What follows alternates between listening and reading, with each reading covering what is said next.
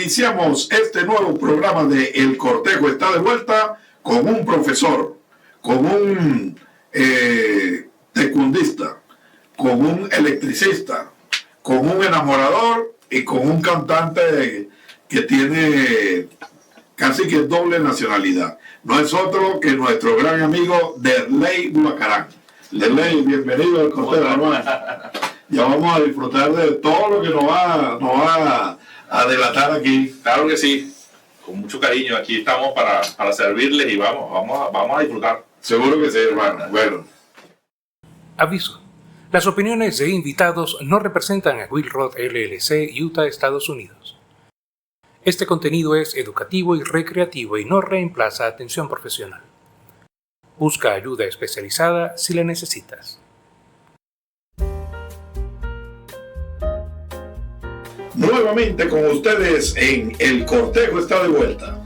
Y en esta oportunidad, como también tenemos a otro caballero, entonces es nuestra sección masculina de Hablemos de Ellas.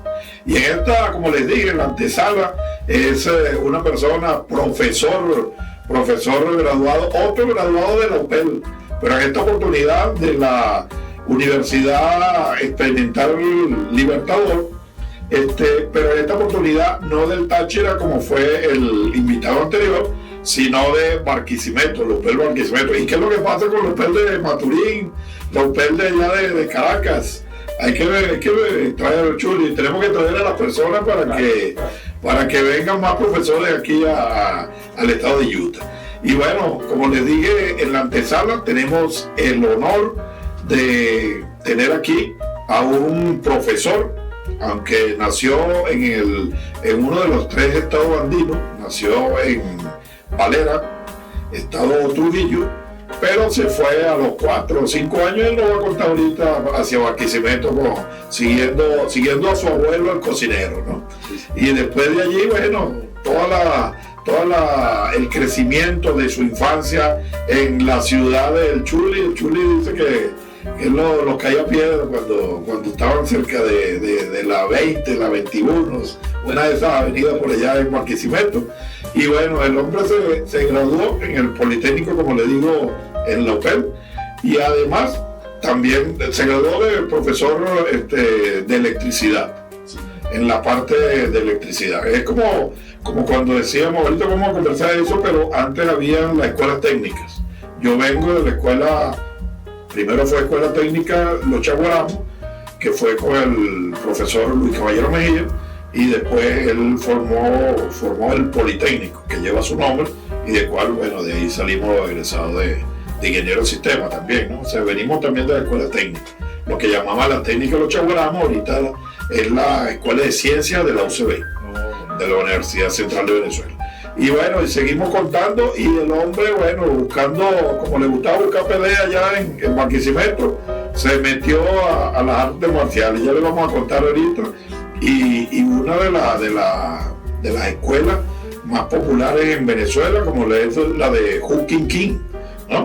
Que son los profesores, los maestros de Corea, que vinieron que vinieron desde Corea, creo que Corea del Sur, y empezaron a adiestrar y a dar su enseñanza de ese arte milenario. Bueno, él no va a hablar de eso, él sabe aquello de eso, pero me lo sé porque de Barcelona y Puerto La Cruz y de Guata salieron los primeros medallistas olímpicos venezolanos en esa categoría.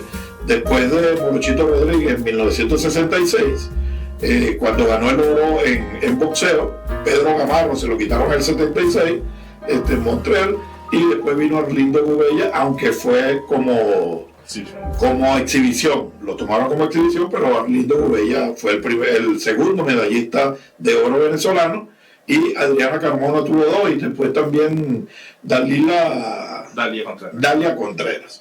De todas maneras, el hombre, además de ser peleador de taekwondo, profesor universitario, electricista, porque esa fue su carrera en la parte del hotel, el hombre le mete el canto.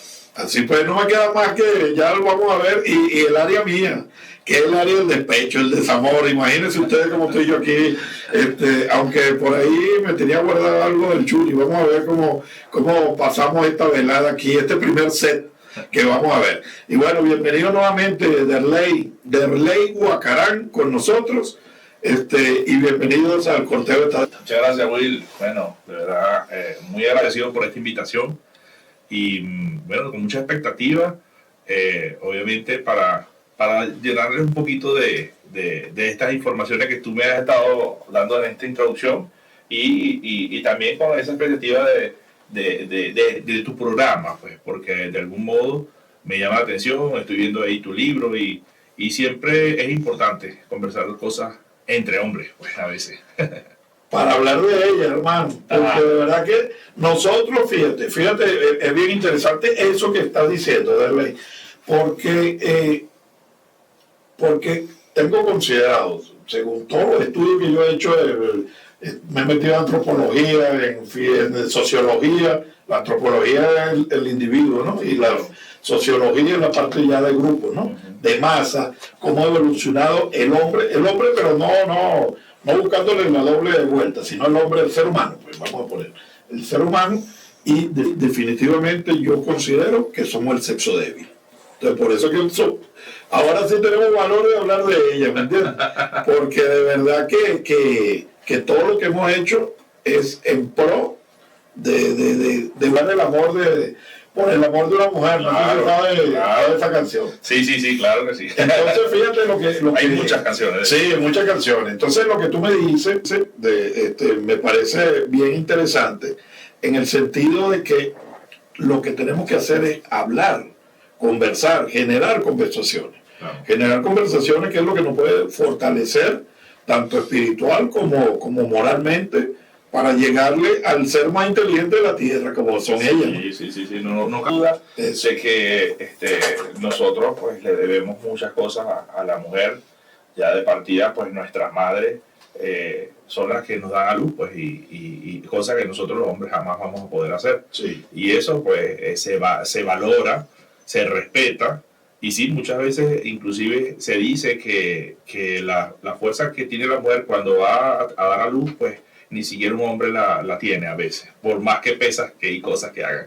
Pero sí, interesante también que hoy día la mujer está muy fortalecida y de hecho viene sonando muchas cosas, de hecho películas de mujeres que estuvieron dando su aporte en la NASA, mujeres que fueron importantes para la medicina en cuanto a la investigación.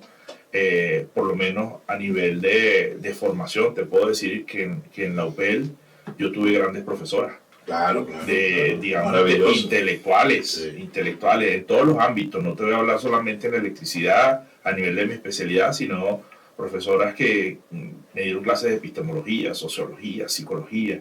Y uno decía, wow, la mayor cantidad de personas que te están formando son mujeres. Sí. Entonces tú dices, no te formaron por hombres, había mujeres y mujeres preparadas. Que tú decías, esa profesora que tú ves ahí tiene un doctorado. Esa profesora que tú ves ahí tiene un PhD, tiene 2 doctorados. Y uno decía, wow, o sea, para llegarle a este tipo de personajes hay que ponerle. Pues, y es un estímulo. Pues. Muchos de ellos pues, me hicieron como que empujoncito, tú puedes también. Claro, no, y porque para ellas seguimos siendo, bueno, muchachos, y para cada una tenía doble función, las profesoras y maestras, ¿no? Sí. Que eran la función de que eran muchachos y que podían ser sus hijos, ¿no? Sí. Entonces ellas siempre buscando la guía, ¿no? La guía. Sí, mira, yo tuve la bonita experiencia de que siempre había momentos en donde de repente uno se sentaba de último. Yo era uno de los que me sentaba de último porque soy muy alto. Entonces, si me sentaba adelante, los demás me molestaban. Me decían, hey, no nos deja ver. Y yo de último. Y a veces, pues, no era como visto por estos profesores porque uno está lejos pues, de ellos. Y de repente, y de repente pasaba de que veían las notas. Yo siempre tuve, gracias a Dios, buenas notas. Y les llamaba la atención, ¿quién es Guacarán? Entonces, bueno, aquí está Derley Guacarán. Y y después empezaba la conversación. Entonces, como que veían algo en mí y después venían los consejos. Venían los consejos. Entonces yo decía, oye, qué bonito. Y tengo muy buenos recuerdos de... No quiero ni nombrar ninguna porque se me van a escapar y se me van a poner bravas. Sí, claro. Pero sí, hay unas que yo les decía, usted es como mi mamá. Hay unas cuantas. Claro, sí. No, y es lo interesante, ¿no? Entonces, fíjate, yo en la introducción, ese introito que hice allí, dije que naciste en Valera, en la, ¿cómo se llama? Valera podemos decir que es los Alpes suizos del Zulia, ¿no? Sí, la puerta. Sí, la puerta allí. Siempre tengo muchos amigos maracuchos y siempre hay ese dilema, la puerta que es del estado de Trujillo, ¿en realidad es de Trujillo o es de Maracaibo? O es de Maracaibo, es impresionante. Sí, entonces, y buenísimo porque yo de hecho casi todos los veranos íbamos a Valera a pasarlo, tengo mucha familia todavía allá, y yo decía, si voy para Valera no puede faltar ir a la puerta. Puede ser que yo dijera, bueno, Carvajal es muy bonito, Trujillo, ver la Virgen de la Paz, hay muchas cosas bonitas que ver en Valera. Pero la puerta tiene algo que uno dice, no, hay que ir a la puerta. Uno se come su fresita, se come su comidita. Pero sí, mira, yo nací en Valera, mis padres se conocieron en la Universidad de los Andes y mi padre estudiaba medicina y mi mamá bioanálisis. Ellos se conocen, nace mi hermano en Mérida y al año mi papá lo mandan a hacer la rural a Trujillo, a Valera. Y mi mamá pues estaba embarazada de mí, también todavía estaba estudiando. De hecho ella me dice que yo recibí el primer título que recibió mi mamá, yo fui a ese acto pues. Estaba ahí en la barriga. Entonces ella recibe su acto de bioanalista estando ella embarazada y nazco en el Hospital Central de Valera. Nosotros, desconozco porque obviamente estaba muy pequeño, pero sí sé que mis padres, una vez que ya mi papá logra la rural, mi mamá tiene su título y todo, ellos se van a Barcelona porque mi papá es de Oriente, y mis abuelos vivían ya en Oriente y estaban posicionados ahí, pues entonces mi papá se va hasta allá y ellos logran hacer como una especie de clínica donde él era el médico y mi mamá le hacía los exámenes a los pacientes y le fue muy bien un tiempo. Pero algo no resultó y por cuestiones de Dios, pues como tendría yo 3, 4, 5 años, se divorcian y mi mamá toma vuelo hacia Barquisimeto porque mi abuelo materno se va desde Valera a Barquisimeto porque una de las industrias más importantes de Barquisimeto era una cementera. A él le ofrecen la oportunidad de ser el encargado del comedor para los trabajadores de la empresa. Entonces eso era algo muy importante y bien pagado. Y mi abuela era una cocinera, de hecho, creo que conversamos fuera del aire que tu familia venía de la normal. Ok, y mi abuela le cocinaba el comedor de la normal, okay, en Valera, pues, y tenía mucha experiencia para cocinar por cantidades. Claro. Y un sazón buenísimo, a tal punto que mi abuela se llama Emerita y nosotros tenemos un plato de comida que yo le digo a mi esposa, quiero unos pollitos emeriteros. Porque era algo parecido a lo que hacía mi abuela, porque era un sazón que tenía y nos quedó ese plato ahí típico. Pero ahí es como llego yo a Barquisimeto. Y te puedo decir, mucha gente a veces se molesta conmigo. Por ahí está mi amiga Angélica, que es de Barquisimeto, y siempre me echa broma, tú me engañaste porque tú me dijiste que era de Lara, porque yo me considero guaro. Desde los 4 años viviendo en Barquisimeto, asistiendo al carnaval de Lara, desde muy joven. Bueno, somos enemigos ahí, hermano. Entonces, ¿qué te puedo decir? Yo, en ese particular, pues, me crié en Barquisimeto y me considero súper guaro. Se me sale el náguara, el vacié, muchas palabras muy típicas. Y la gente dice, pero tú no eres de Valera. No, yo nací en Valera, ¿verdad? Soy oriundo de Valera, pero no viví ahí. Entonces me considero más guaro que gocho, como dicen. No, fíjate algo de Rey y bueno, y a los oyentes, como ya busqué qué son los que están detrás de las cámaras, ¿no? Porque ahora no somos ni televisión ni radio, entonces yo estoy diciendo redesiano, desde el programa anterior, los redesianos, ¿no? De las redes. Sí, porque me imagino que debe ser algo así, hay que buscar la etimología ahí de esa palabra, ¿no? Invitados, como sí, entonces, que muchos que no son de Venezuela, quería comentarles, cuando Derley dice que su papá hizo la rural es el último año de la carrera de medicina, y el 6º año, que tienen que ir a casi siempre es un pueblo donde hay escasos recursos de la parte de salud, entonces a cumplir allí el último semestre de su carrera. Sí. Y ya es cuando empiezan en sí a ver los primeros pacientes. No, y que por lo general no se toma la rural, tengo entendido yo, en la ULA no se toma en el mismo Mérida, porque al parecer pues sí hay sectores bien populares en Mérida, pero como que los cubre ya un grupo específico de personas. Pero en este caso, pues a mi papá le asignaron Trujillo y él se fue hacia allá y es como que te dicen, estas son las áreas, entonces ellos tienen que ver también dónde nos vamos a quedar, entonces buscan como que familiares, aquí me puedo quedar porque ahí hay familiares. Sí, siempre le daban 1 o 2 opciones a lo de la carrera de medicina, entonces eso es la rural, y para medicina, y en cuanto a la normal, era la carrera que hacían las personas que estudiaban para dar clases, o sea, se formaban, eso creo que fue la última promoción, creo que fue como el 70 por allí. Okay. Y de allí ya comenzó la Federación Venezolana de Maestros, que empezó a asumir. Hay algo que yo también tenía entendido, de que, ¿te acuerdas? Bueno, yo soy del 81, pues, pero lo que tenía entendido yo, que la rural pasó a ser como un programa para aquellas personas que tenían mucho rato educando pero no tenían título. Entonces les dieron la oportunidad de esta creación de este sistema para que ellos, vamos a suponer, tenían 20 años trabajando porque no había como algo que los graduara la normal y ellos automáticamente tenían un título y ya eran mejor remunerados. Sí, pero, y algo así... claro, pero que eso fue... cuando Gómez, 35, 40, claro, Contreras, y quien pone, tengo que hablar con mi papá, ahorita viene y me llama, mira, eso no es así, la cosa. Pero más o menos quien pone, después de Medina Angarita, y seguía Medina Angarita, que es el 4º presidente que tiene el país en el 1941. Imagínense, el 4º presidente, porque Gómez estuvo del 8 al 35.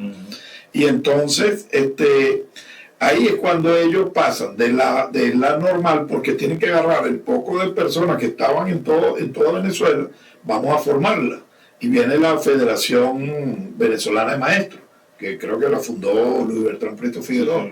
Entonces, por ahí menos es la cuestión. De todas maneras, vamos a tener un tema ahí. Creo que eso va a salir un tema interesante de muchas personas que nos va a cuestionar porque, esto es historia. No, claro, pero la primera parte, lo que te quería decir, es que la primera parte, como tú estás diciendo, que agarraron a todos los que estuvieran dando clases en toda Venezuela.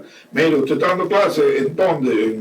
En Trujillo, en Petijoque, allá en Pariaguán, en Estado Anzoátegui, en el Pilar, Estado Sucre.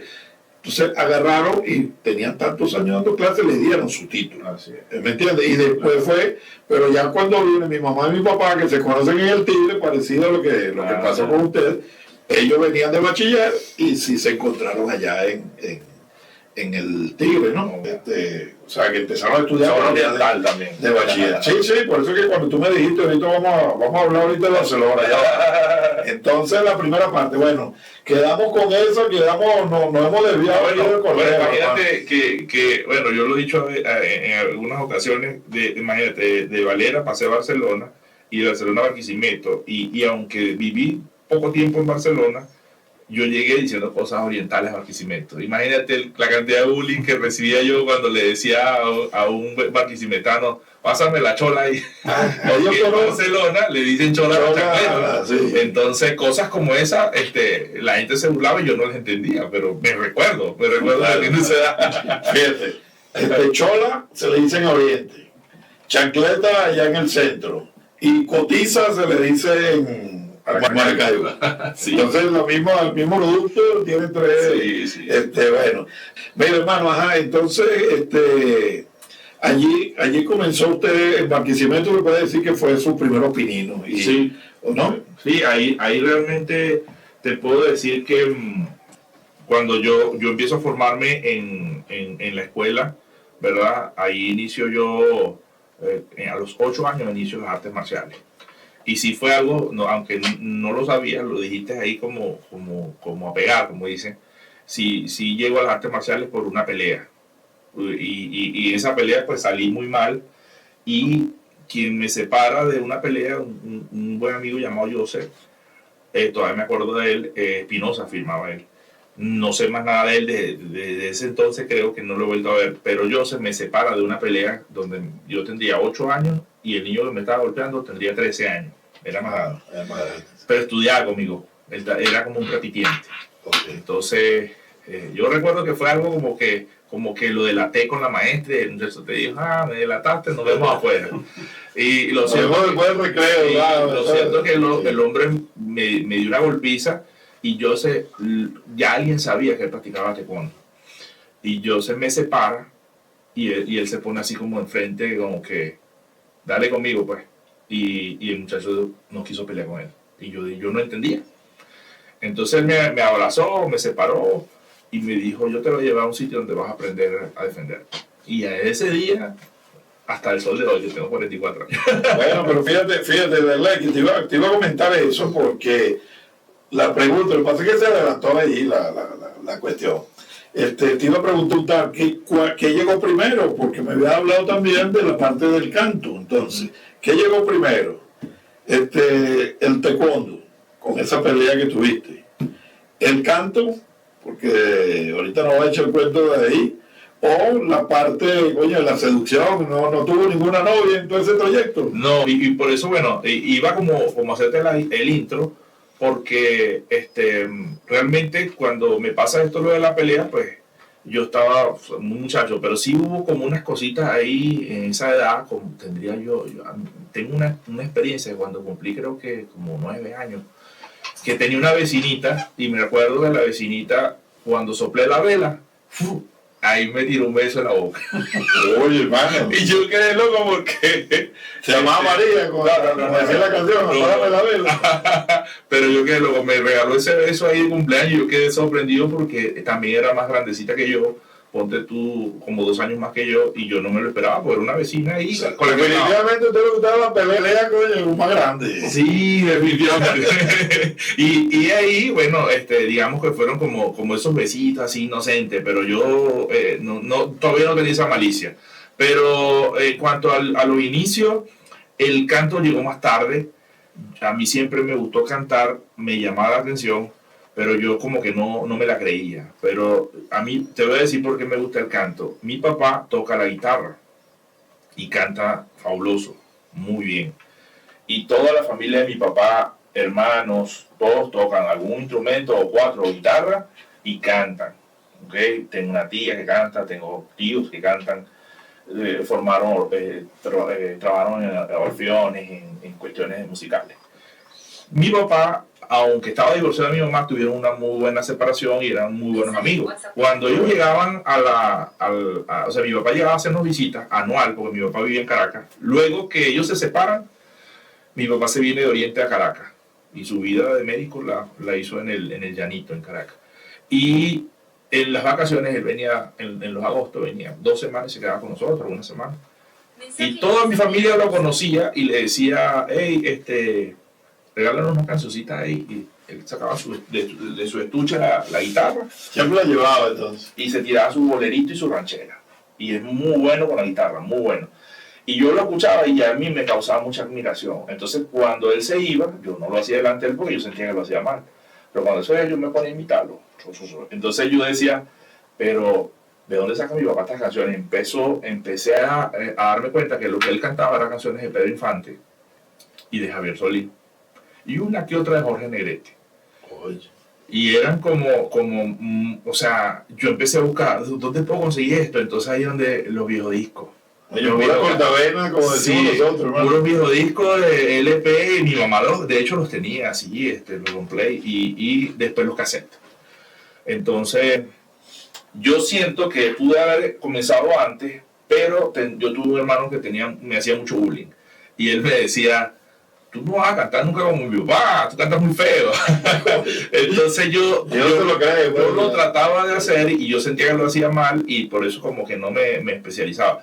Pero sí agarraba la ducha, me ayudó mucho, la ducha ahí como que cantaba. Claro. Sí, y de repente empecé como a trabajar como el vibrato. O yo lo otro que hice, mis padres iban a la iglesia y ellos dejaron como cassettes guardados. Entonces yo, ¿qué es este cassette? Lo ponía mi papá y mi mamá cantando en unas canciones de iglesia. Esta canción está bonita. Y yo le decía a mi mamá, como, esto es que no, cuando uno va a la iglesia no canta. Y ahí fue cuando entró el catecismo, esas cosas. Y entró a un coro, como a los 13, 14 años, en el Cristo, en la iglesia del Cristo, en Barquisimeto. Y yo voy y me presento y le digo, oye, ¿sabes?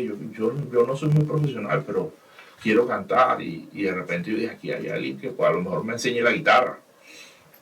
Y me metí en esa área. Entonces ya te estoy dando 14 años, pero el taekwondo empezó a los 8. Entonces ya yo tenía cuando yo llegué a la iglesia, ya yo tenía una carrera en el taekwondo, porque prácticamente ya estaba en el rango. Yo termino siendo cinturón negro a los 16 años, mi primer dan. Entonces a los 14 estaría yo como en azul, rojo, o sea, casi ya era cercano al negro. Pues entonces fue lo primero. Y en esos periodos, ya en lo que yo empiezo a lo que es a cantar, ahí en esos grupos de la iglesia es donde empiezo yo con los vininos ahí. A ver los primeros vininos. Sí, porque realmente ahí es donde empiezas a ver tus chicas, adolescentes de tu edad y de repente, oye, qué bonita está esta niña, qué bonita está esta niña. Y ahí pues empieza la cosa y uno inspirarse con las canciones. Bueno, mientras Derley empieza a contarnos ya pasando la primera por mi gran culpa en el catecismo, vamos un momento a máster y ya regresamos con más de El Cortejo está de vuelta. Claro que sí. Nuevamente con ustedes en El Cortejo está de vuelta. Como tenemos un caballero con nosotros, entonces lógicamente es la sección Hablemos de ellas. Y es un profesor universitario, graduado en la Universidad Nacional Experimental Libertador de Barquisimeto. Es un profesor de taekwondo. Ya nos va a contar ahí más o menos todo lo que tiene, el recorrido que tiene en esa arte marcial. También la parte vamos a ver si nos dice algo de los protones y neutrones, cómo se mueven a nivel eléctrico, y también la parte del canto. El hombre le mete la ranchera, bolero ranchero, ¿qué es la cosa? Sí, señor. Bueno, Derley Guacarán. Pero antes de continuar con Derley Guacarán, vamos a darle las gracias a los que hacen posible que llegue a todos ustedes, a todos los redesianos, este programa, como lo son, donde estamos grabando Calle Visión, con nuestro director Jesús Arrieta, también de Barquisimeto, el popular Chuli, y quien hace posible todo esto, y quien transforma esta materia prima en un producto para todos ustedes, lo es la empresa Guanadiguil, con nuestro gran amigo Orlandito Hernández. El músico también, él es músico, pero jazzista, creo que toca bajo en su grupo. Pronto lo tendremos aquí, espero que lo venga, o vamos a decirle a Francisco que lo contrate y lo traemos. Claro. Y lo traemos de una vez. Y nuestro sponsor, que es José Todas las Voces, José Alvarado, con su festival que va a tener de canto próximamente. Estén pendientes de las redes de José Alvarado y de Will Roya, donde participarán ya los grupos de canto. Y creo, o sea, ya le vamos a dar la información en el próximo programa, porque está sacando también el de jovencitos, el de los menores, los kids. El programa de canto, pero de pequeñines también. Entonces, pendiente con todo eso, lo que va a traer José Alvarado con su programa o su marca José Todas las Voces, y esté pendiente con todos nosotros. Bueno, lógicamente, te iba a decir, Derley, el manual de conquista para feos, disponible en Amazon, y vamos a ver que si tengo algo aquí que usted haya leído o haya hecho, que yo diga, bueno, sí lo tengo, hermano. Cuando menos ese beso que le dieron, bueno, claro, primero, lo que más me gustó de allí, de eso que dijo en el cumpleaños, fue que una muchacha mayor que usted, o sea, usted hizo como la señora Robinson en el graduado, ¿no? O sea, sí, señor. Estaba ahí, usted sabe, buscando la veteranía, ¿no?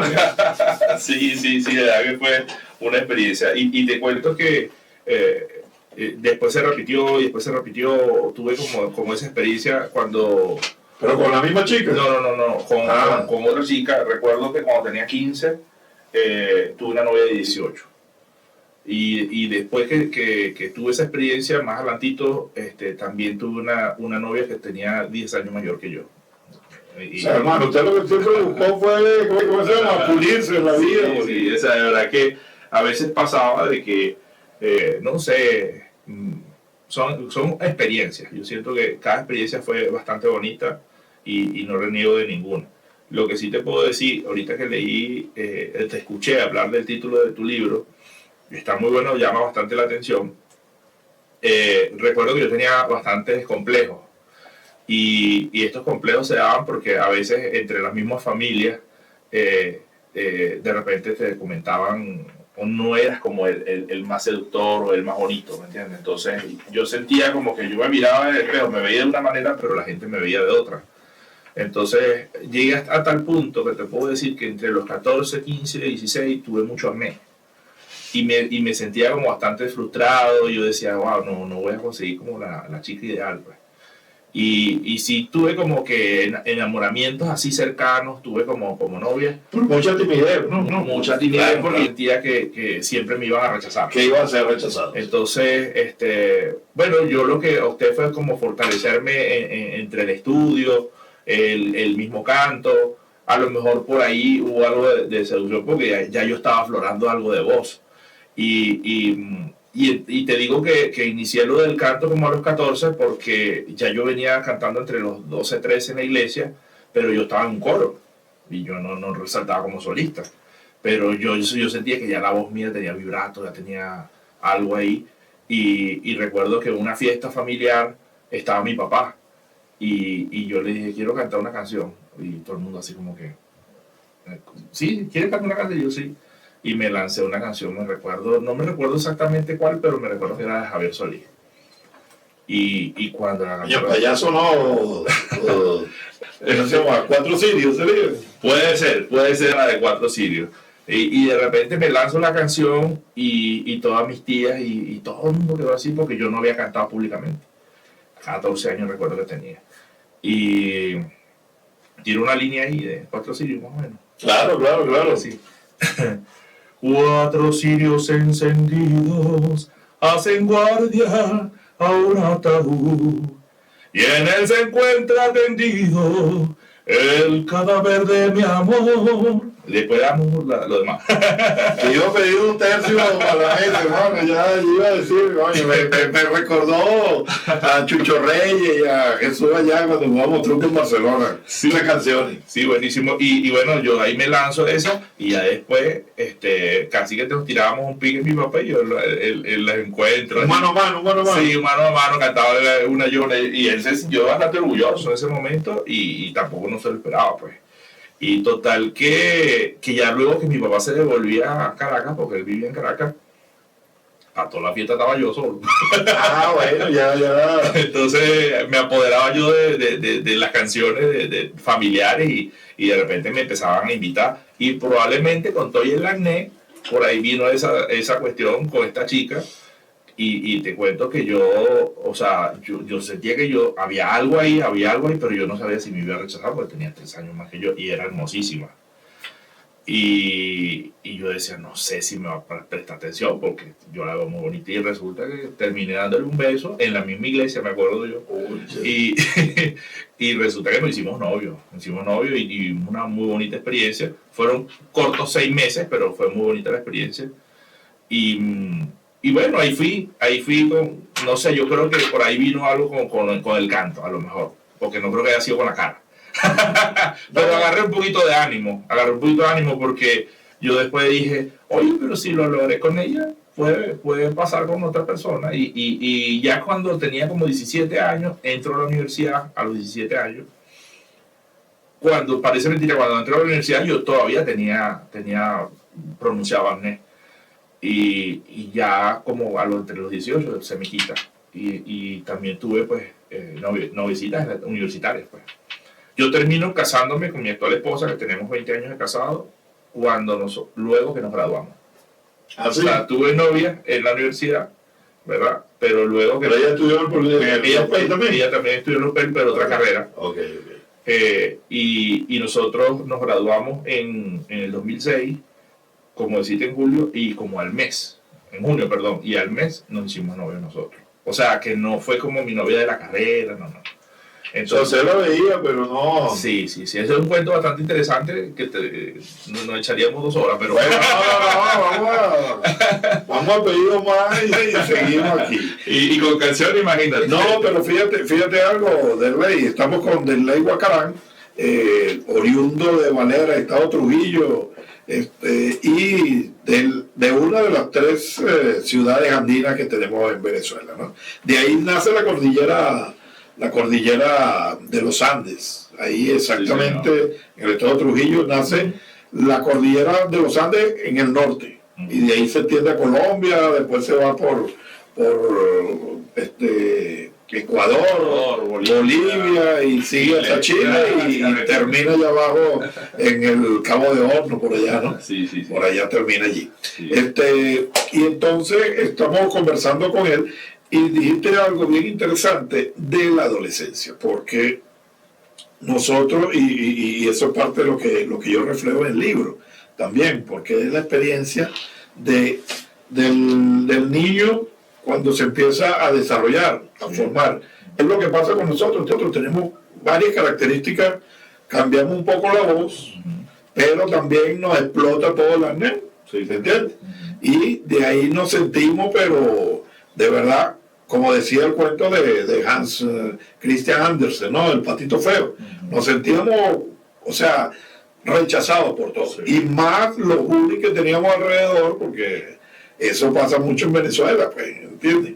No sé en otras partes, y es fuerte seguir esa brecha, o sea, o no pararle esa brecha. Por eso es que muchas veces, en muchos de los cuentos o de la consulta que le he hecho a personas, no tienen novia sino hasta cuando empiezan la universidad, porque la primera lo rechazó por algo y ya de ahí ya termina, o sea, nos queda bloqueado esa parte.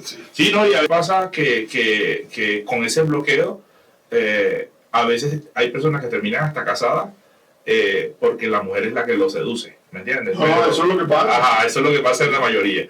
Pero sí, yo por lo menos a veces pasa que primos, amistades, jóvenes que de repente están comenzando lo que yo viví en algún momento, tengo como la bendición, no le llamo suerte, sino como la bendición de que a veces me preguntan, hey, ¿tú crees que pueda lograr? Mire, hermano, yo me he dado cuenta, no sé si es en Venezuela, no sé, yo también viví 5 años en Chile, pero yo siento que depende mucho el autoestima que tú tengas.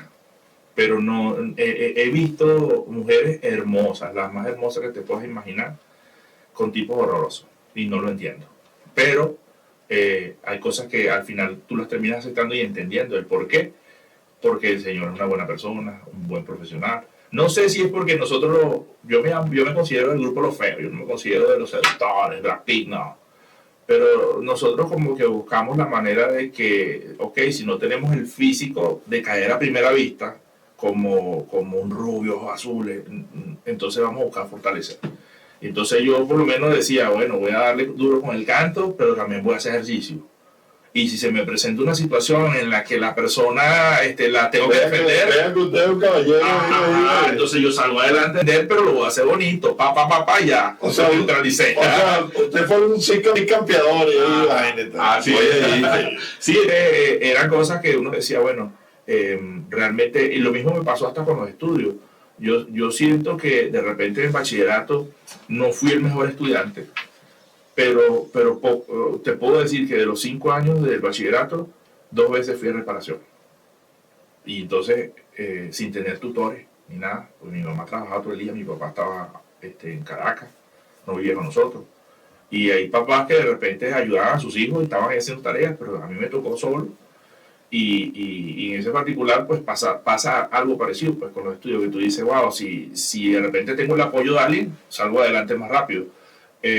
Y yo empecé a darme cuenta de que, oye, yo era bueno para la matemática y no había ningún tutor. Y yo salía a veces más mal en otras materias, pero en matemática, física, hasta en el mismo inglés. Te destacaba en las más fuertes para la mayoría, ¿no? Sí, yo tuve un muy buen índice para tener una buena carrera, no lo tuve. Pero yo siempre decía, voy a estudiar música. Y resulta que no había esa carrera en Barquisimeto. Y cuando yo ¿cómo doy con el pedagógico? Pues el pedagógico tenía una cosa de que había unos movimientos estudiantiles y yo no quedo, cuando salgo de bachiller no tengo un buen índice, tenía como... ¿Estaba en población flotante entonces? Eso, yo tenía como 12 de índice, era muy, muy bajo mi índice, pero porque yo no entendí el sistema de que primer año a cuarto tenías que subir el índice. Y yo tuve siempre 10-12, y ese fue mi promedio, 12. Cuando llego a la universidad, me dan la opción de que, mira, van a aperturar unas carreras para las personas que tienen bajo índice, y yo me quería meter por inglés. A mí me gustaba el inglés. Digamos que actualmente lo hablo, no me considero bilingüe, pero sí lo hablo y lo entiendo bastante. Y resulta que no se me da la oportunidad en inglés, pero tú siempre pones una segunda opción. Y siempre lo he dicho en todos lados, que había un primo que trabajaba en las petroleras en Ciudad Ojeda y le iba muy bien económicamente. Y yo decía, voy a poner electricidad. Yo no sabía que eso lo daban aquí. Y puse electricidad de segunda opción. Entonces no puedo caerme a coba. O sea, ahorita yo dependo mucho de mi vida profesional de la electricidad, pero no fue mi primera opción. Claro.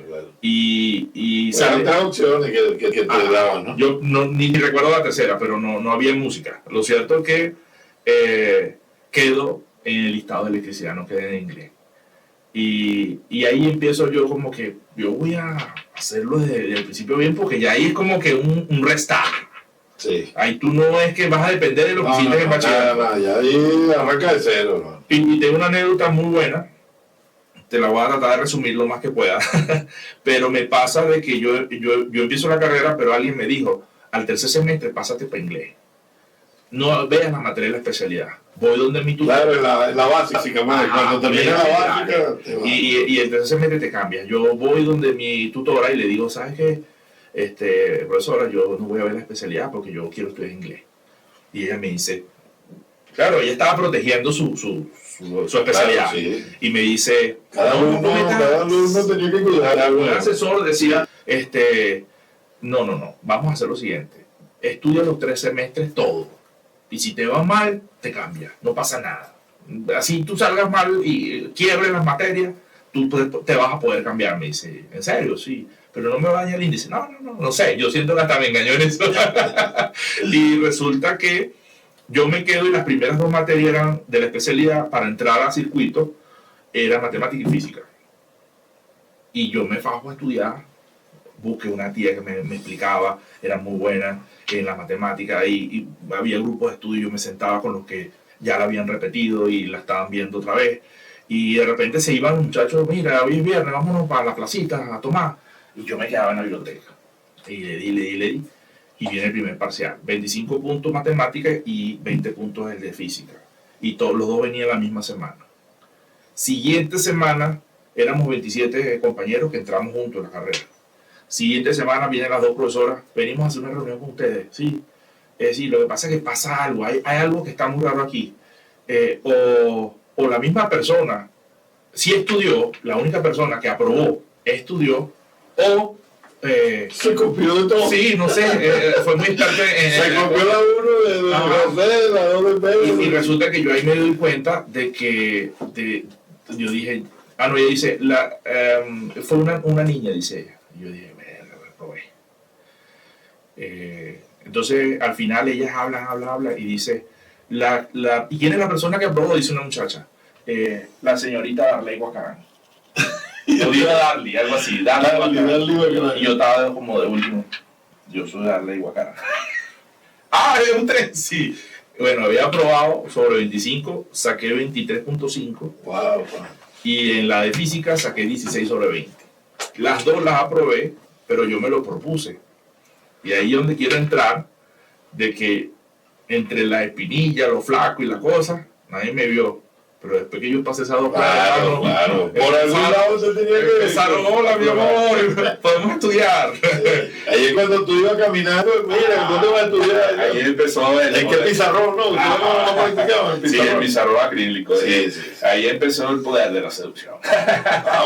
Bueno, entonces ahí tomé como cierto valor, o sea, como un autoestima de que yo dije, oye, pero de verdad que yo venía con un índice muy malo y si yo fui capaz de hacer, entonces empecé a defender esos números. Claro. Y yo me graduó, en pedagógico te graduabas con, o sea, el máximo era 10. Y yo me graduó con 8 puntos tanto.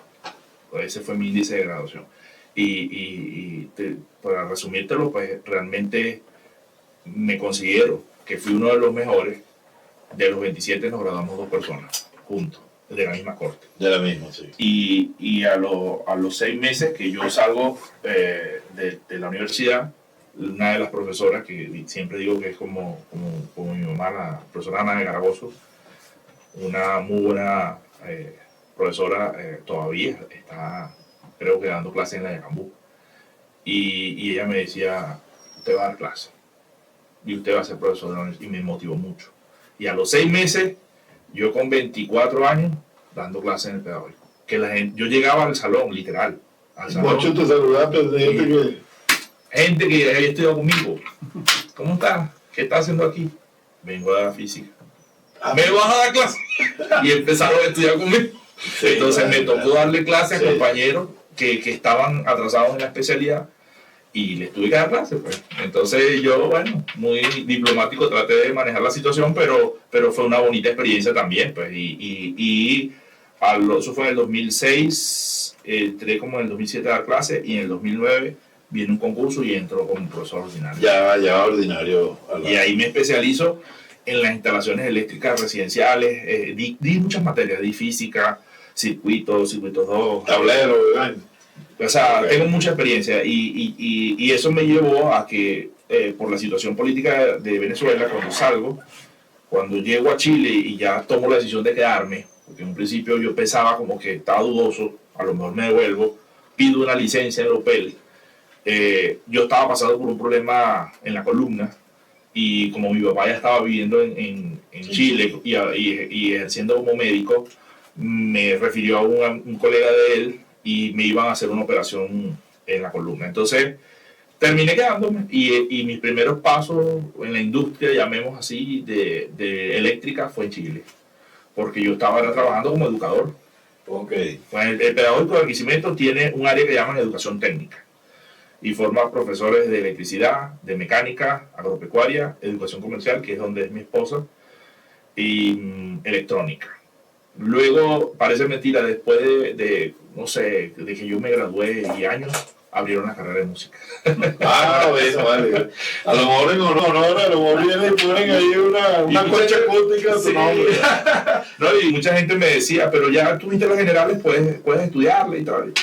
Pero bueno, me dediqué a la electricidad, a especializarme, porque uno dice, bueno, ya yo me quedé aquí, y si los profesores vieron algo en mí, ahora yo tengo que formarme, y bueno, después hice una maestría, y en la de Acambú hice los estudios, toda la escolaridad del doctorado la hice hasta el 2017. O sea, que terminaste como titular, ¿no? No, yo era asociado. Asociado. Sí, era titular, tenía que terminar el doctorado, yo no hice la tesis, porque me fui de Venezuela en el 2017. Bueno, como te decía, estaba tan fuerte la situación que no vi como necesario terminarla, la carrera, porque económicamente ya el profesor universitario, cuando salimos de Venezuela, en esa época estaba como por $120 el salario, y se decía en ese momento que la persona que vendía perro caliente se ganaba $500. Sí, entonces uno decía, claro, o sea, está bastante heavy, ¿verdad que sí? Mire, bueno, y cuénteme un poquito entonces, para ya que vamos ya cerrando ¿cómo se dice el combate? ¿Es tatami igual? No, Doyan. Doyan, sí. Es el cuadrilátero. Hay gente que le dice a las colchonetas, le dice tatami, pero en coreano no se dice así. En realidad nosotros le decimos el espacio de combate, cuadrilátero, se le puede decir colchoneta, ahí. Pero el combate es combate, en donde sea, puede ser en piso, puede ser en tabla, en donde sea. Actualmente hay un octágono en las reglas, sí. Ahora cuando tú vas a los mundiales, hacen un octágono. Estilo Ultimate Fighting. Ajá, y es de 8x8. O sea, hay un área de 8x8 y esa es la regla. Te sales del 8x8, te dan una amonestación. Entonces, bueno, yo hice en Venezuela paralelo entre el canto, iba a la iglesia, hacía cosas, estaba en la universidad. También me iba formando y yo llegué a quinto dan en el taekwondo. Y me formé como una vez que yo me retiro, porque yo fui de la selección de Lara, muy corto tiempo. Esa es una historia también muy larga. Sí, podríamos hablar del taekwondo 2 programas más. pero fui de la selección de Lara en muy corto tiempo y me retiro porque tuve una ruptura de ligamento cruzado en un combate universitario. Y yo representé el pedagógico en 2 Juegos Nacionales juveniles. Los juveniles. Estuve en el 2002 y en el 2004. El 2002 fue en la UC, pero se realizaron en una sede de Maracay.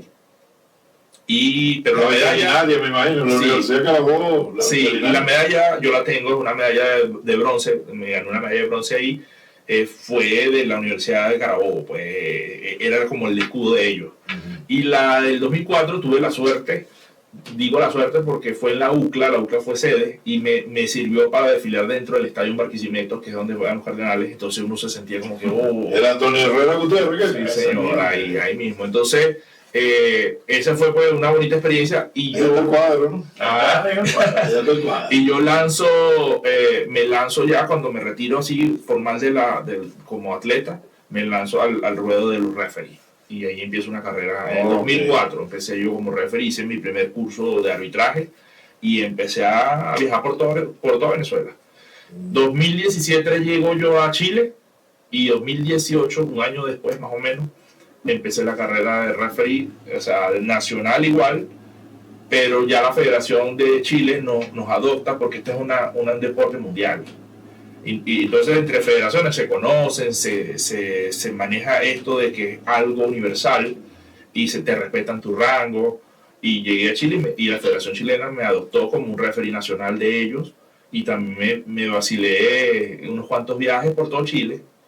Y lo bueno es que todo eso es pago, entonces recibes una buena remuneración y aparte es una bonita experiencia porque te manejas como si estuvieras en una olimpiada, pero pequeña, en versión pequeña, porque todavía yo no he llegado al nivel de referee internacional, pero te puedo comentar que este año, el 7 de febrero, me estrené como referee en la Federación de los Estados Unidos llamada USA-TKD. Fue mi primer arbitraje. Y bueno, la idea es que de aquí para adelante seguir creciendo para lograr esa es una meta que tengo, pues. Ok. No, qué bonito eso. No, y tengo mi academia, pues. Sí, ya vamos a conversar de eso, pero que te iba a comentar que, ¿cómo se llamaba cómo se le dice el combate en la última parte? ¿Cómo es por punto o por tiempo ya igual? Anteriormente había cuando se llamaban empatados le llamaban punto de oro muerte súbita. Sí, muerte súbita, pero ya ahorita en la actualidad no se maneja, hay otras reglas, pues. Entonces se habla de un sekiro, que es como un empate, y a veces pues los jueces son los que definen. Los que definen por movimiento. Y también el sistema ahora te arroja como todo es electrónico, te arroja ahí cuál fue el que pateó más, cuál fue el que dio más puntos, aunque no hayan salido los puntos, tiene todo un porcentaje, entonces a veces el sistema arroja al ganador y no llegan a ese punto de oro. Pero sí hay momentos en los que se puede dar el round de desempate. Y el que primero marca es él. No, te digo eso para llevarlo esta pregunta al argot del taekwondo. ¿Es una pelea? ¿Cómo ha sido ese Ultimate Fighting con estos 20 años, con la señora? ¿Cómo entonces? No, mira, bueno, yo cumplo el 22 de diciembre de este año los 20 años. Ok. Lo voy a cumplir este año. Bueno. Nosotros cumplimos el año pasado los 20 como novio. Pues llevamos esas dos cuentas. En una fecha el de novio y en una fecha el de esposo. Y mira, es una experiencia bastante buena. Por algo todavía estoy con ella. Llevamos una muy buena relación. Tenemos 2 hijas. Y bueno, yo vi muchas fortalezas en ella cuando, no sé, yo la vi como muy inalcanzable. Por eso te digo que a lo mejor en la carrera yo decía me gustaba, pero no, yo no la veía así como que ella tenía su novio y yo tenía una novia que fue con la que estuvo conmigo toda la carrera también, o parte de la mayoría de mi carrera. Y a lo mejor ni ella se veía conmigo ni yo me veía con ella, pero por cuestiones de Dios no fue algo como que ninguno se metió en la relación del otro, ella por su lado, y estábamos en los trámites de la graduación y yo era del comité de grado. Entonces el ser había que hablar contigo. Al ser del comité de grado había uno de cada especialidad y de cada uno de los graduandos había uno y ella era la del comité de su especialidad. Entonces yo me tenía que coincidir con ella y empezábamos a coincidir y de repente yo de salido pues una vez le dije, hey, ¿cómo está tu novio? Y todo. No, yo tengo ya como 6 meses que no. O sea, ¿está igual que yo? Está igual que yo. Mentira, así tal cual. Mentira, no, sí. Eso lo dije yo en el libro. ¿Viste? Entonces yo le dije, oye, bueno, pero vamos a aprovechar que de repente, en ese momento yo sí te puedo decir que estaba saliendo con una persona, pero no era como había roto con otra relación formal, estábamos saliendo con otra persona, pero no era como mi novia formal. Entonces, realmente, pues lo que hice, traté de hacerlo lo mejor que pude. A esta persona le dije, mira, ¿sabes qué? Me está gustando una persona y yo creo, o sea, yo sentía que con ella no era y elegí a mi esposa en ese momento, a mi novia. Y empezamos esa carrera y nosotros nos hicimos novios un 24 de junio y al año, el mismo día, le entregué una sortija pidiéndole matrimonio. O sea, ese fue como el regalo. Usted celebra la batalla de Calle Carabobo, la segunda batalla de Carabobo, pero con todos los hierros. Sí. Le entregó el anillo, queda el recuerdo ahí y nosotros nos casamos un 22 de diciembre. Y nos íbamos a casar como en otras fechas, pero estaba complicado la cosa con la iglesia, porque esta es una basílica menor que está de cerca de la catedral de Barquisimeto, pero casarse también en la catedral es bien monstruoso, pues muy grande. Entonces, esta es una iglesia bien bonita, mucha gente le gusta casarse ahí y elegimos esa iglesia y de paso era donde yo iba al coro, todo el mundo me conocía, los sacerdotes. Pude elegir al sacerdote, hablé con un sacerdote que era mi amigo y se dio todo bien bonito. Y esa carrera, digamos, esta experiencia del matrimonio me ha llevado pues hay altas y bajas, hay momentos duros que no, por lo menos el tomar la decisión, yo de hecho vengo a los Estados Unidos porque nosotros sacamos una visa familiar. Y nuestro primer viaje de 2013, 2014 fue porque trajimos a las niñas a Disney. Entonces yo tenía como ya la expectativa de que la cosa no iba a estar bien y quería como venirme a vivir acá. Pero teníamos una visa de turismo y nosotros nos desconocíamos cómo hacer para legalizar nuestro estatus y no quedarnos en el aire, porque ya en esa época, 2014, estaba llegando esa administración, la primera administración de Trump, y ya se hablaba duro que se iba a tratar fuerte al inmigrante, y a mí me daba miedo hacer una inversión, yo tenía casas, carros, venirme para acá y de repente que te digan, te tienes que ir. Entonces le tuvimos un poquito de miedo a eso, y aparte también las niñas estaban muy pequeñas, una tenía 2, la otra tenía 4, y nos lanzamos antes de irnos del país, yo me vengo a Estados Unidos a trabajar 5 o 6 meses. Supuestamente yo también tenía, ya lo puedo decir abiertamente porque pero yo pedí un permiso en el pedagógico y aproveché. Me hice unas terapias, pero aproveché y trabajé. Y yo dije, sí se puede, sí se puede. Regreso a Venezuela y en Venezuela, oye, le planteo esta situación a mi esposa y mi esposa me dice, pero es que yo no me quiero ir. Y yo le digo, pero es que tenemos que irnos porque esto va a explotar. Entonces se empieza a poner tenso porque es como, o te quedas con tu papá y tu mamá, o te quedas conmigo. O con la parte del matrimonio. Sí, porque sí, ya tomamos una decisión, sí. ¿me entiendes? Entonces yo soy de los que piensa de que nosotros vivimos posibles secuestros, casi me secuestran a mí. Y la niña mayor, en donde estudiaba en un colegio privado, ya habían secuestrado otras niñas y otros niños. Claro. Y yo decía, ¿pero qué vamos a esperar? A mi esposa la robaron, a mí me asaltaron. Yo tuve 2 anillos de matrimonio, 2 de graduación, porque me lo robaban y me lo repuse. Y ya después dije, vamos a hacer así. Muchos asaltos. Entonces eso me llevó a que, vámonos. Y entonces había, como ahí entramos en baja, porque no llegamos a un acuerdo. Hasta que al final yo como que la convencí. Y hicimos un estudio, Europa, América del Sur, y ganó Chile. Y sin embargo, no me fui con mi esposa. Me fui, pedí el permiso, al final dije, sí puedo conseguir trabajo. Todavía no estaba tan regulado el tema de la visa en Chile. Y podías pedir un trabajo con una oferta de trabajo. Y yo dije, nada, ¿qué operación? Yo necesito es facturar. Vamos a darle porque las niñas necesitan estabilidad. 20 se vino. Pero dejó papá, mamá atrás. Claro. Tenemos actualmente 9 años fuera de Venezuela y ya no ha visto a su mamá, a su papá. Yo los he visto porque mi papá vive en Chile, vivió con nosotros allá. Mi mamá está actualmente acá con nosotros en Utah. Y bueno, sí dejé familia allá, pero los que más como que uno extraña son papá, mamá. Hermanos también, pero más papá y mamá. Y ella le tocó fuerte y lo reconozco, pues. Pero ella dijo, nada, mi familia, mis hijas, y vamos el núcleo. Y así viajamos.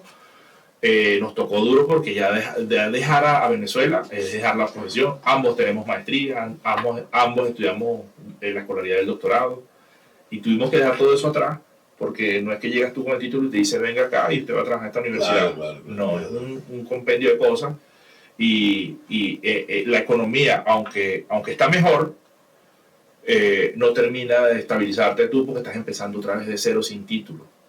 Y pasaron 2, casi 3 años para nosotros poder convalidar los títulos y ambos en Chile pudimos dar clases. Entonces, cuando la economía está más mal, es donde más la relación sufre un poco. Porque tú vienes vienes de ser universitario. No éramos hijos de gente millonaria. Nos fue bien porque éramos buenos estudiantes. Los dos entramos a dar clases en la universidad. Trabajamos también, tuvimos la experiencia de estar en un liceo. Yo consecutivamente tenía la academia. Estábamos bien. Y ver que todo este trabajo se vino abajo por la situación política del país, entonces nosotros, eso nos pegó. El ánimo, la autoestima bajó. Oye, otra vez esto. Pero uno veía a las niñas, ese es el motor. Ellas se van a educar en una buena escuela, decíamos nosotros. Teníamos que hacer ese esfuerzo, ¿no? Hacer ese esfuerzo. Finalmente, pues Chile termina de ser una opción para nosotros porque empieza a llegar por frontera mucho venezolano malo y empieza a darse una figura muy mala y termina el chileno termina teniendo una mala imagen de nosotros. Y ya cuando digo nosotros, hasta el profesor, el médico, mi papá sufrió xenofobia en su momento donde llegaban chilenos a sentarse, usted es venezolano, se paraba y se iba. Yo llegué a recibir de mis alumnos comentarios xenofóbicos. Entonces yo decía, yo no quiero que mis hijas vivan esto. Entonces, si tenemos una visa americana, vámonos para allá y ahí vamos a emprender con nuestro título a ver qué podemos hacer. Y mira, tengo 4 años acá. Al año de estar acá pude obtener una licencia como eléctrico y me ha dado un buen estatus. Te puedo decir que estoy a un nivel experto en lo que es el área residencial. Me conozco todos los códigos. Esa es la HB. No, sea. no, es una licencia de aprendiz. Okay. Hay 3 licencias aquí en Utah: aprendiz, journeyman y master. Entonces, para tú obtener la de journeyman necesitas, si no has estudiado, 16,000 horas de trabajo. Entonces eso es más o menos 4 años de trabajo. Ya yo llevo un poquito más de 8,000 horas. Un poquito más de 8,000. Pero estoy como instruyéndome porque hay ahora esta gobernación actual de acá de Utah aprobó un conjunto de leyes para profesionales y en la que yo probablemente voy a entrar y me ahorro las 16,000 horas por 8,000. Entonces estoy trabajando en eso. Pasaría a journeyman y todavía me faltaría un poquito más para máster. Okay. Pero ya un journeyman es una persona, de hecho ya como aprendí, en las áreas que me he desenvuelto me respetan mucho, porque tengo bastante conocimiento y aparte aquí tienes tú todas las herramientas. Mientras más tecnología usas tú, más rápido haces el trabajo y más respeto te toma. Entonces con los conocimientos que ya tú traes previos, Claro. nuestra electricidad en Venezuela es hecha por la IEEE, La IEEE. que viene siendo el ente que hace los códigos aquí en los Estados Unidos. Y la norma ISA. Y todo este tipo de normas es lo mismo. La tensión es la misma, el sistema de corriente alterna es la misma. Entonces, no es como que yo llegué aquí a empezar de cero, no, ya yo sabía. Yo lo que hice fue trasladar un código de algo que ya hacíamos en Venezuela a acá, que de repente hubo personas, está muy bien, a mí me estrenaron un trabajo, cambié ese tablero, yo lo cambié. Está muy bien, pero te faltó, ponte tú, aquí no hiciste este peinado de este cable, pero pasa, y ahí entré. Y esa empresa me sacó la licencia. Qué bueno. Mira, Derley, entonces, bueno, mira, nos cantaste primero en la primera parte una de Javier. Entonces, ¿cuál tiene de Pedro? Oh, mira, eso no lo había dicho. Yo en Chile grabé un video, pero justo íbamos a grabar un disco completo. Carlos es un productor chileno que lo conocí por medio de la electricidad. Tenía un amigo que cantaba y lo veo en un video y de repente le digo, oye, ¿tú cómo hiciste ese video? Te quedó como de artista. Y cantaba así como Luis Fonsi. Y me lo presentó. Y cuando me lo presenta, el muchacho me dice, oye, ¿sabes qué? Necesito un trabajo eléctrico en mi estudio. Y terminé haciendo un trabajo eléctrico, hicimos un track. Le hice un trabajo eléctrico y él me grabó un video. Y él me dice, no, tú cantas bien, yo te voy a ayudar para la producción de un disco. Hermano, y entró la pandemia. Okay. Y logramos grabar 2 canciones nada más. Esa canción, Las rejas no matan, y la otra era Cucurrucucú. Sí. Bueno, láncese ahí unos... Tenemos tiempo para 10 segundos, creo. 10 segundos. A ver, vamos a cantarte de Pedro Infante esta. Pasaste a mi lado con gran indiferencia, tus ojos ni siquiera voltearon hacia mí. Te vi sin que me vieras, te hablé sin que me oyeras. Y eso. Nada, o sea, y eso es lo que nos pasó todo casi siempre. O sea, uno hablaba y sentía que la chica no lo escuchaba. Sí, de verdad. Pedro Infante, te puedo decir, fue un referente para mí.